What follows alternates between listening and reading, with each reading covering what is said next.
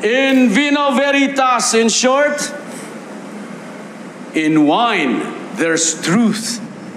So let me speak of truth about family and brotherhood. Okay? Meron kasabihan kasi, spare the rod, spoils the child. Sino sa inyong napalo na dito ng mga magulang nila? Sa puweta, and they're hoping that the pain the child feels will direct his step to make him stronger.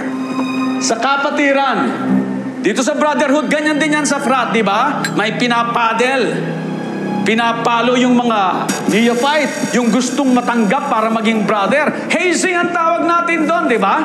Pero minsan sumosobra na tayo eh.